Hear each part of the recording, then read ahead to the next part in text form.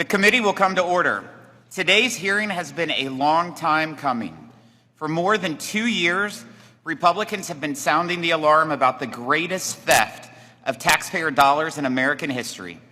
The massive fraud perpetrated in the unemployment insurance program that skyrocketed with the COVID-19 pandemic. While many Americans who actually qualified for these benefits were left struggling to reclaim their benefits and their identity, upwards of tens of billions of taxpayer dollars have been stolen. The unemployment benefits passed in the CARES Act came at a time when millions of Americans were losing their jobs overnight as government shut down businesses and ordered people to stay at home. Livelihoods were ripped away.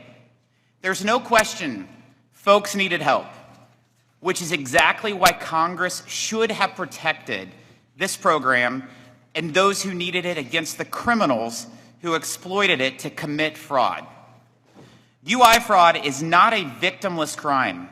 For example, a Utah woman lost her job after a cyber criminal stole her identity, bank account information, and weekly benefit check. Many more Americans have stories just like hers. Unemployment insurance meant to help them get through temporary joblessness was stolen. Their most sensitive information compromised by criminals, while Democrats in Washington turned a blind eye. In addition to run-of-the-mill thieves, international crime rings took advantage of our national crisis.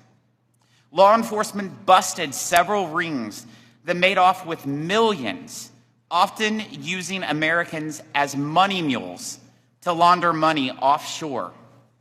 The Biden administration's Department of Labor's Inspector General believes significant fraud played a role within its estimate, a new estimate, $191 billion in improper payments. The range of estimates alone is sufficient reason for today's hearing. ID.me, an identity verification company hired by many states, estimated at an astounding $400 billion in fraud.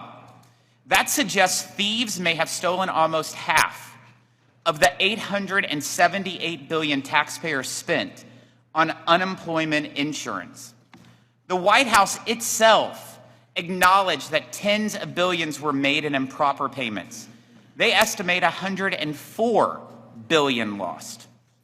More recently, the Government Accountability Office released its own report, making an early estimate that at least $60 billion went to criminals. In just one example of fraud, one individual was able to file an unemployment claim in 29 different states and received over $500,000 in fraudulent benefits. With these varying estimates, it's clear that the Biden administration and Congress are in the dark about the size and scope of the greatest theft of taxpayer dollars in American history. The new Republican majority is turning on the lights. We tried when we were in the minority. As early as 2020, Republicans raised the alarm about fraud based on red flags from the Department of Labor's Inspector General and the Secret Service. As the evidence of fraud escalated, I'm sorry to say that Democrats continued to turn a blind eye. They ignored 2 requests from House Republicans on this committee to hold an oversight hearing just like the one today. Democrats blocked a congressional resolution to get answers about what the Department of Labor knew about funds going to international crime rings. Democrats even voted to end the identity verification requirements and phase-outs of emergency UI programs they had previously supported in December of 2020. Republicans proposed amendments to protect taxpayers and those who needed to get unemployment benefits. Democrats rejected them outright. Instead, they unilaterally extended unemployment benefits in their so-called bailout bill. They did this even as most businesses had already reopened at a time when the Congressional Budget Office projected the economy to return to pre-pandemic levels of growth by the middle of 2021 and unemployment to steadily decline without any further stimulus spending. The Biden administration has been asleep at the wheel. In his last State of the Union, the president bragged about appointing a chief pandemic prosecutor 14 months into his administration. That position has sat vacant for months. The Biden administration then changed the rules to make it easier for states to sweep potential cases of fraud under the rug. Those with their identity stolen weren't the only victims.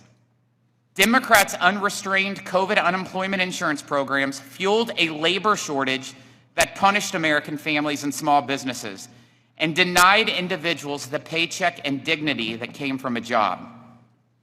Just 2 days ago, small business owners in West Virginia shared with this committee their struggle to find workers because Congress made a government check more valuable than a job.